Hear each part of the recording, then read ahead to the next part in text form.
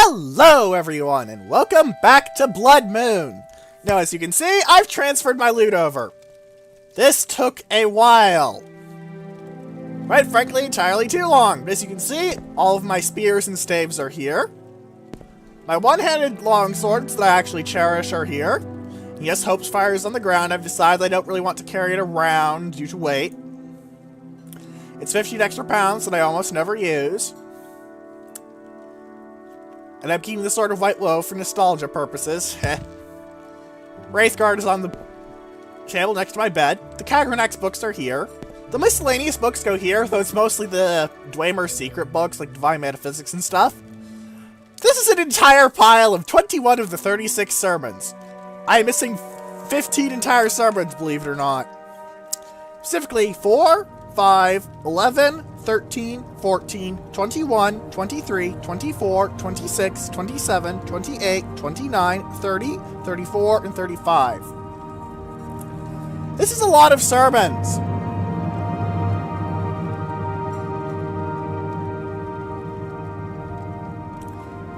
Also, next to them are my bows, which aren't really very impressive, because I just have that stupid bone biter bow that you always get. The short bow of Sanguine Sureflight, which is kind of meh. And the Bow of Shadows, which is actually pretty good for the whole hit and run thing. Moved to the Apostle here, because I couldn't find anything. And, well, we'll go over the railings in a bit, because quite frankly, there's a lot of stuff on the railings. It's where I put all of my armor, clothing, and jewelry, and that is quite the assortment of items. Please note, this episode is mostly going to be me going over the massive amount of items I have. I only had 2 axes, but they're here. Kudan Kalada's axe and the Wind of Ahaz. You can also see how I said Kudan Kalada's axe is objectively better than a Huntsman War Axe. The Huntsman War Axe had 1 to 30 damage, this is 1 to 33 damage, as well as a Fortify Attack enchantment. And I believe it's lighter as well. Still, I suppose if you want a custom enchantment, you could, I guess, go for the Huntsman's one? Honestly, I'd just go for an actual glass one. It's probably more enchantable. Hammers go here with Sunder and Anataria's mace. Or is that Anataria? Hard to tell. And the short blades went here. Saint's Black Sword, which is really a very nice item. Simply because of how long that Restore Fatigue lasts. That's 20 to 200 points of it, which is very good for a fight if you want your fatigue up. A Rusty Dagger, which I really should get around to doing something with, as it is quite the terrible weapon, but I can change this. You can see why it is a terrible weapon, with 5 condition and 2 damage. The Fang of Hakathingi. Very nice short blade, frankly.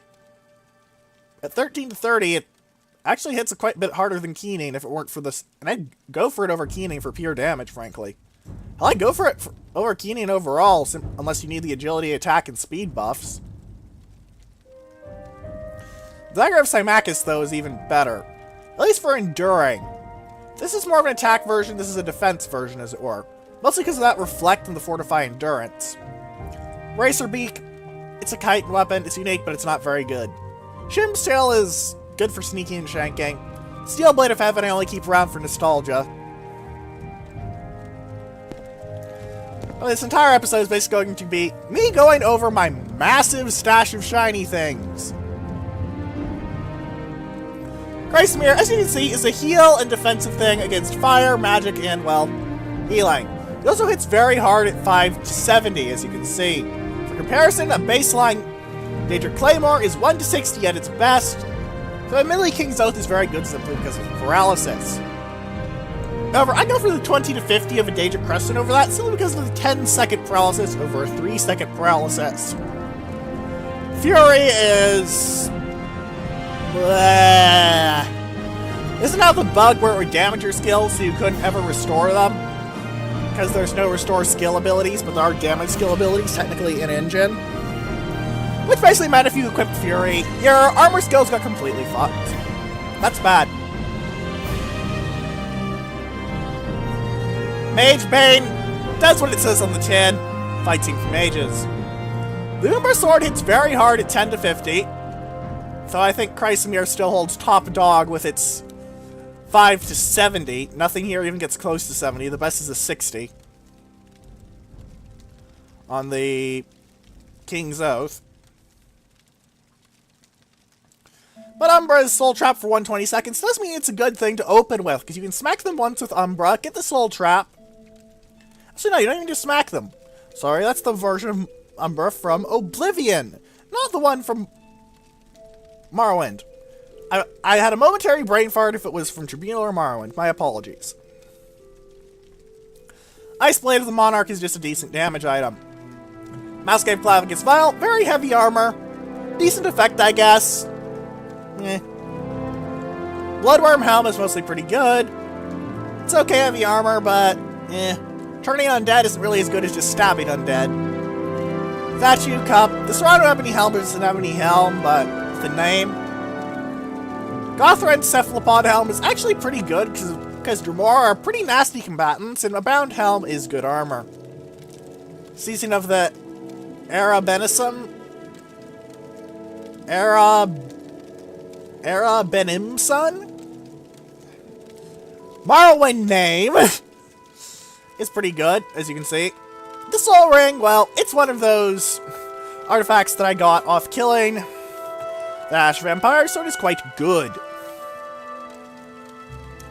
It's basically just a sod your incoming magic and a minor self buff. 10% resist paralysis. Okay. Sound on Touch is pretty good for screwing up wizards, because this basically gives them a 50% chance to fumble their spell. And you can in fact force the AI to keep spamming their spells if you get 100% sound, which is pretty good. Because while if you silence them, they'll try and shank you. If you give them sound, the AI is not keyed to go, oh, I can't magic, I should better shank. And as thus, keeps trying and wasting its magicka. Mentor's Ring, simple self buff. Ring of Transcendent Wisdom, simple self buff. Warlock's Ring, simple self buff. Bolt of Heartfire is a pretty good self buff for dealing with poison, really. The Mother's Ring, very good healing item, but I've swapped it out for my Hearth Belt, as you all know. Amulet of Heart Heal is a very nice defensive item indeed, well, with 10 to 20 points of strength and 10 to 20 points of shield. Levitation can make it a bit hard to maneuver in combat, though, so watch out for that. Amulet of Heartfire is very much an agility and speed-based build, so if you like your light armor and short blades, go for this. It also makes you sneakier. The Amulet of Heart Rhyme makes you harder to hit, with 10 to 20 points of Sanctuary. Very nice, but otherwise it's a very magus type of item. And the Amulet of Heart Thrum is a very anti-magic thing, with 10 to 20 points of spell absorption. And that's really the only really interesting thing there. Blood Ring is another one of those good defensive items that's pretty, just average overall, really. The Heart Ring is very strong in the defense, especially against magic, as it will dispel continuing effects. Layer of Lock I just keep around because it's unique. Then Stagmer's Ring, obviously very good. Watcher's Belt, it's only 5 seconds, so it's kind of but... Velos Robe is pretty good as long as you don't have a constant effect robe, like my Robe of the Drake's Pride, so I'd keep this around if I were you. Unless you know you have something better. So you'll go our Signet Ring, on one hand, your personality is higher. On the other hand, you're fucking stupid. Detecting Animal is pretty much useless, though it is more useful in Solstheim, I will grant.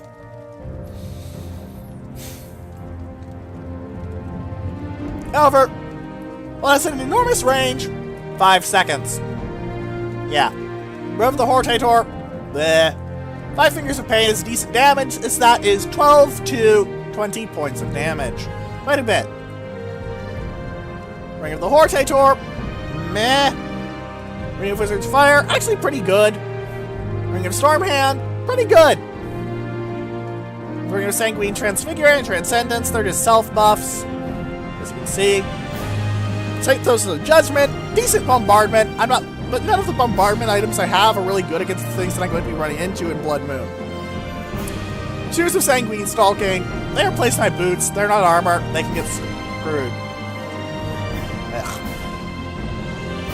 Sorry, all this talking is making me fumble a bit. Sanguine Gold Wisdom, Sanguine Green Wisdom, Sanguine Fluid Evasion, Sanguine Red Wisdom. Pretty simple. Ring of Ice Storm, decent on touch nuke. Ring of Ice Grip, decent on touch attack. The nerf on Ancestral Ring is honestly pretty good because Ancestral Ghosts are decent, but Ring of Firestorm actually deals a lot of damage. 10 to 500. I have 414 health. Yeah. Ring of Knuckle Luck is basically a gamble whether you'll do less than a punch or you'll knock out, well, a good quarter or something of their stamina bar.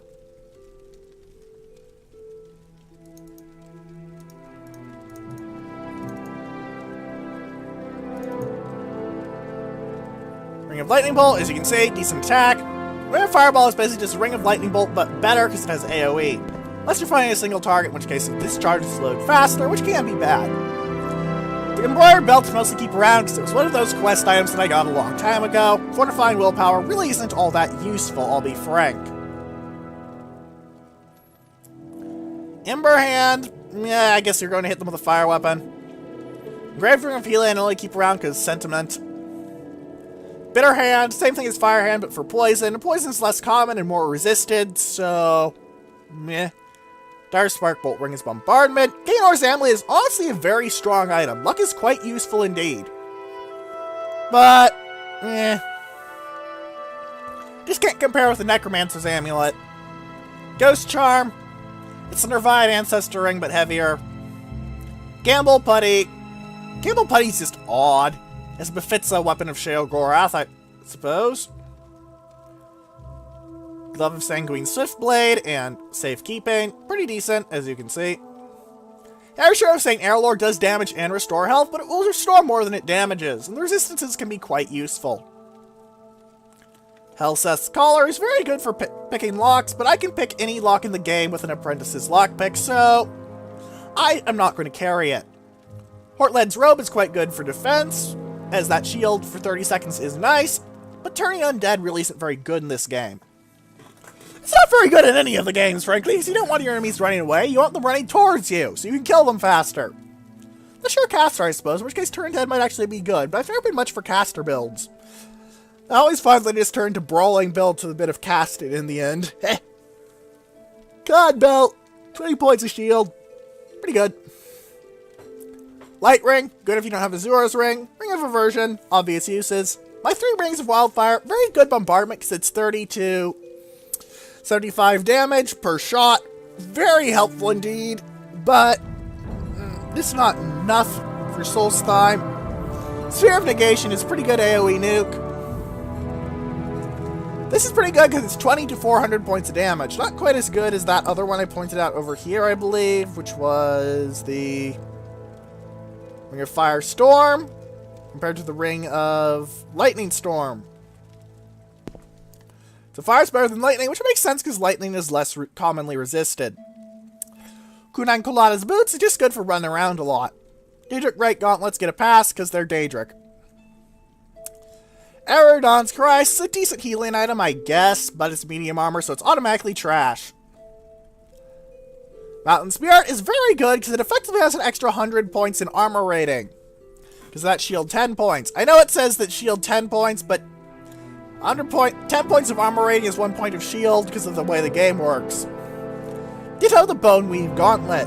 Bone Dancer Gauntlet is also pretty good because agility affects your chance to get hit.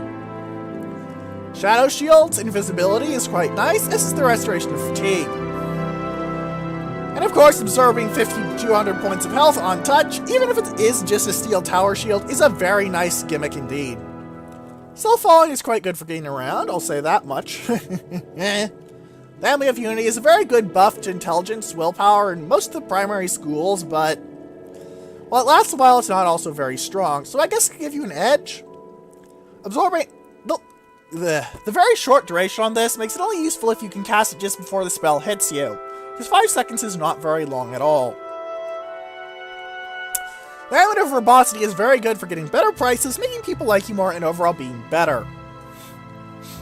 Amulet of Water Walking does what it says on the tin. Ancestor's Ring, it's a Nervine Ancestral Ring, literally the same thing, even has 105 charge, I believe.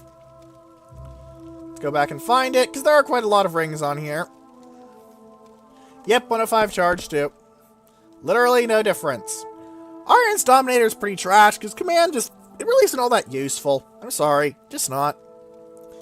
Belt of Northern Nuck is basically the Ring of Knuckle Luck. I went over it. You can deal less than a punch, or you can knock out a good quarter of someone's fatigue bar.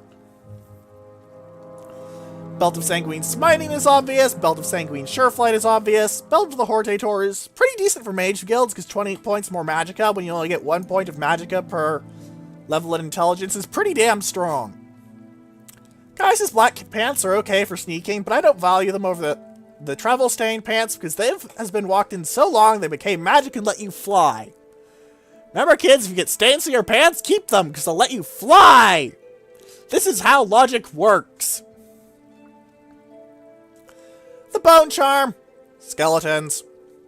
Guys' ring is legitimately pretty good, especially early on because it'll let you pick a lot more locks, but I no longer need it. Sorry, Caius Crusadez. You're no longer useful. Cruel Shard Bolt Ring, Dire Viper Bolt Ring, obvious. There are no more getting key quests. I checked this very, very, very carefully. So we no longer need the Hawkshaw Ring. Which is good, because fuck those quests. Belt of Sanguine Balanced Armor is an obvious thing. Amulet of Sanguine Nimble Armor, Sanguine Deep Biting, Sanguine Hewing. The Amulet of Levitate is basically my pants, but an amulet. And the Amulet of Soothing Balm is an okay healing item. There's nothing in the chest, aside from the Othro Ring. There's absolutely nothing in the closet, unless you're especially interested in a common shirt. And that is my entire collection of artifacts ported over.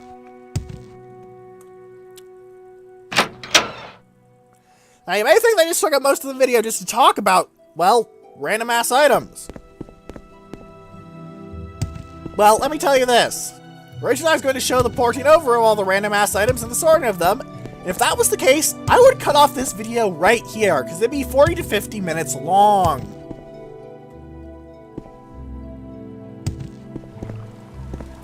Closer to 50, frankly. So before we do this, let's go and start the main quest properly. We already dealt with the drunk priest. Well, the priest wanted to get fired and realized he could have just asked, hey, please fire me. Only later, and now he's depressed about being stuck here forever.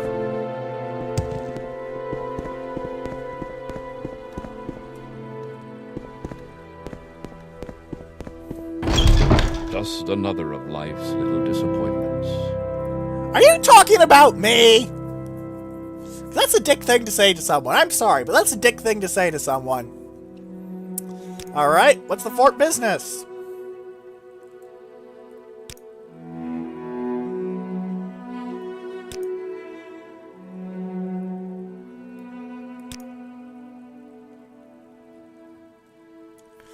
Weapons being smuggled. Ah, shit.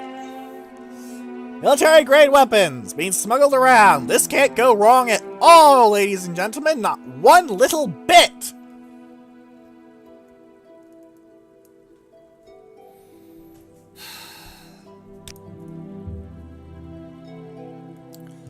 Alright. Now, Sanus Lucis is the smart one. He's not very good in a fight, though he is decent, but he's not very strong. You don't have to baby him. He does have 200 health and a full set of armor, aside from a helmet, because apparently no one important wears helmets anymore. Cough, cough. You're going to get shot in the head. Cough, cough. What about your neck? Cough, cough. And all those veins? Cough, cough. But yes. And Gaia Artoria, who I am fully convinced is a reference to Artoria, Pendragon, of the Fate series. However, she's not actually very intelligent. Basically, she's the choice that you want if you're not confident in your ability to brawl your way through the game. I am confident I can brawl my way through the game. You know, just a bit. I'm just a bit of a brawly, tanky build, you know? I'm sure I can handle it. Now, if you want to go for Artoria, she's in here. Let's get this over with. And honestly, her voice is pretty nice. My mother warned me about mooks like you. I'm not a mook! I'm the protagonist! You're the mook! Yeah, she's got pretty decent health. 394, and some pretty decent other skills, but the main thing that's stand out is her health. She's almost as much as I do. Stay out of trouble. Admittedly, her equipment is far, far, far worse, but that's because I'm me. Sanus Lucius, on the other hand, 200 Captain health. Darius mentioned that you might come to speak with me. How may I assist you? Now, the main difference between these two in this route is that, well, you need to get a specific person, either a guard or the armory master, to 80 reputation with you or 60 reputation with you, respectively. The smarter guy obviously needs less reputation buffs, because he's that guy who knows all the things. As it turns out, being blunt and straight-laced doesn't really help you when you're trying to investigate smuggling, unless you already know where the smuggling is.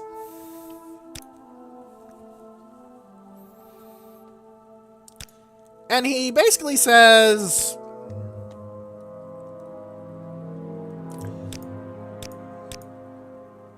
well, just talk to him about weapons being smuggled. Why don't we begin with speaking to Zeno Faustus? He's an interesting character. We'll find him in the armory. Now, this guy isn't going to be as fast as me because he only has 80 speed and my speed is at 71. But due to the way the AI works, they're generally slower than you, as they don't just start out running. They'll walk, but when they reach a certain distance, they'll start to run. Which means they're overall going to be slower than you, if probably more fatigue efficient, but I don't care about that because I have the Ring of Azura. Like, that reminds me, did I reset my items? Yes, I did. Good. It took me a while to get my items across, so apologies if I forget a few things. There was a lot of things to do. As you see, we're already past the required threshold. Also, something I'd like to point out, this man does not sell any armorer's hammers. Yeah. He's with you, isn't he? Yes. Very good. You can see. You have eyeballs. Very good.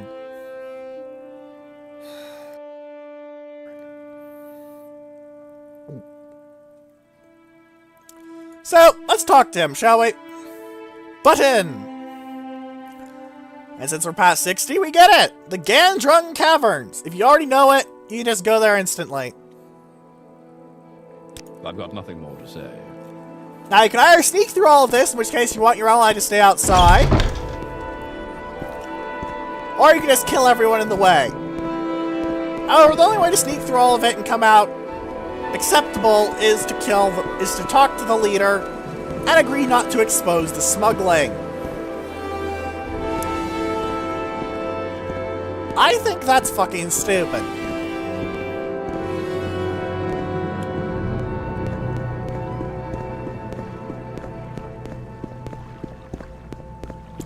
So, it's not happening.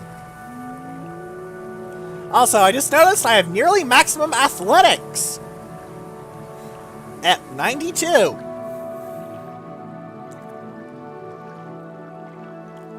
Very, very helpful. My medium armor isn't half bad, honestly. It's better than my light armor. That's probably because I'm a red guard, so I get a racial bonus to it. Because apparently red guards have terrible taste in armor.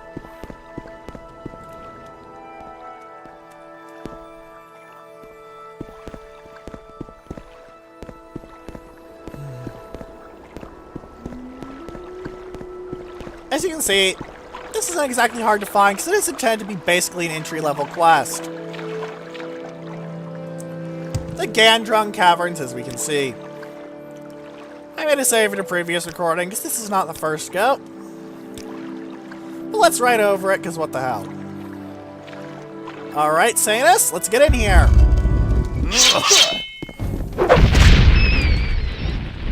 He'll have an enchanted iron sword. One of the reasons I wanted to do the East Empire Company questline first is this. There's Stalhrim in here, ladies and gentlemen.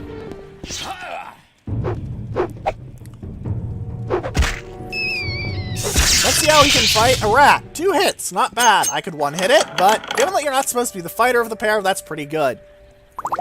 Ah, Nordic Silver. I wanted to talk about Nordic Silver.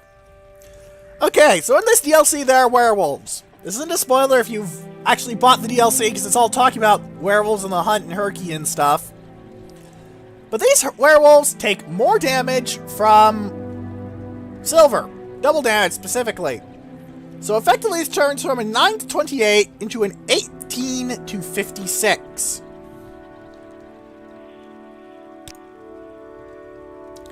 To compare, I am using a 20 to 75. Actually, no, I'm using a 45 to 80. 60, good. So it's not actually as good as the really cool unique weapons you can get, but it's pretty strong. It is very, very strong. I'm not going to use it, but this does not mean underestimate it. Okay? Much like the Spirit Strike Ring. I'm not going to use it, but don't underestimate it, because that is 150 to 300 points of magicka drained. That is a lot of magicka.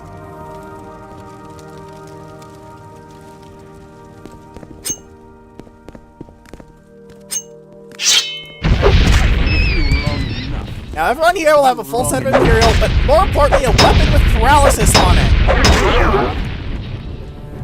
So, yeah.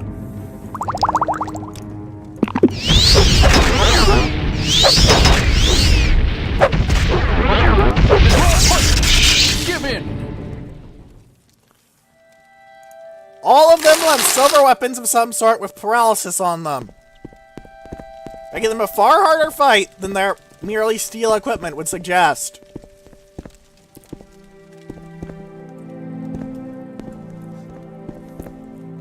Die!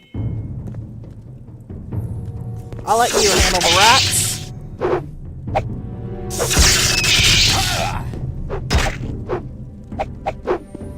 I will let he doesn't have a shield, and I don't know why. You can't even give him one. I personally think this is kind of dumb.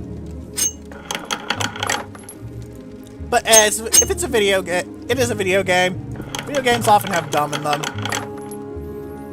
This chest will always have bear armor in it, by the way, and always those pieces. So, yeah. These barrels will always have various foodstuffs and boozes in them. Some of them can be decent, you know? I would normally take the Scroll of Akasha's lock splitter, but I can pick any lock with my actual picks. So, yeah.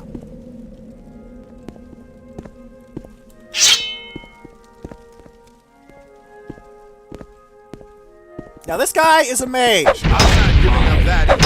Tell him by his hat. So you want to kill him quickly.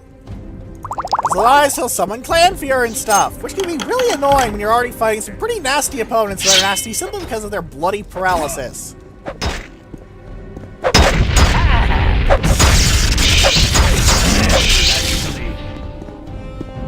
Whoa, dude, who have you got chasing?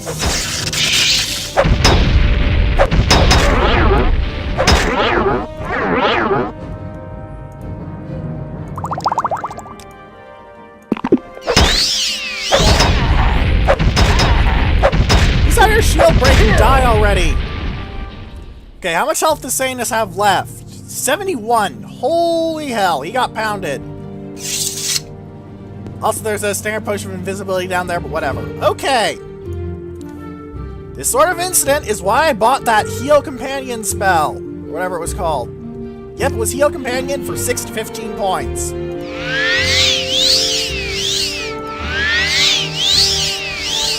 Congratulations, Sanus Lestus! Not Sanus Lucius.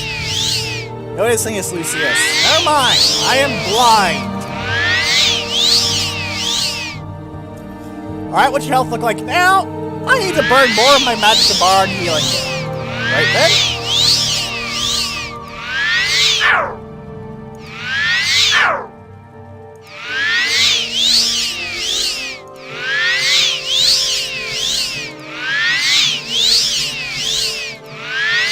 take a bit, but eh.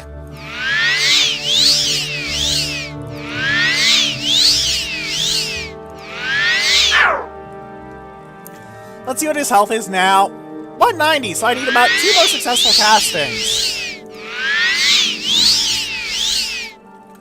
His health is now 200! Full restore. Very useful for keeping him from dying, as him dying would be quite a nuisance. Also, note, corpses in Solstheim have better drop tables than they normally do in Baseline Morrowind or in Tribunal. Though I can't think of any corpses off the top of my head in Tribunal, I will admit. Also, while there's nothing immediately obvious back up here, there is a potion of quality fortified strength, and as I said, a corpse. This one has some Nordic mail equipment, which makes it quite valuable, as that is one of the things corpses can spawn in Solstheim. As it is better ebony, essentially, if much more easily broken ebony, that makes it a very, very valuable commodity indeed.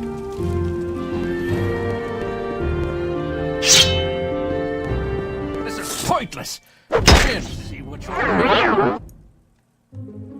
Yeah, no, I'm not making a deal. No. Pointless! Also, I couldn't make a deal because I was clearly doing straight and he attacks you first. So, yeah. He carries a silver staff of paralysis. Nasty little item. Now, the final thing I wanted to show off is actually quite annoying. I actually directly showed it off here.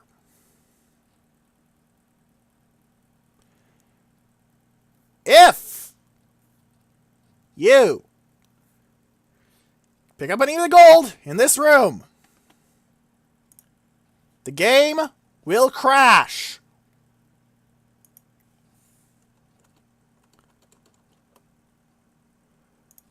Not even joking, it'll just flat crash.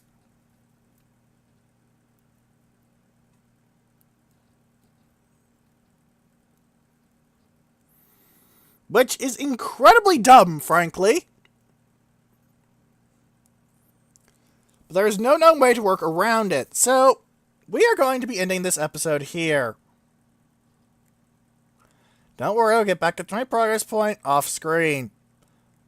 But I do want to emphasize that this crash is very bad, so yeah. If you have any questions, comments, or suggestions, please do leave them in the comment section below or on the threads on space battles and sufficient velocity.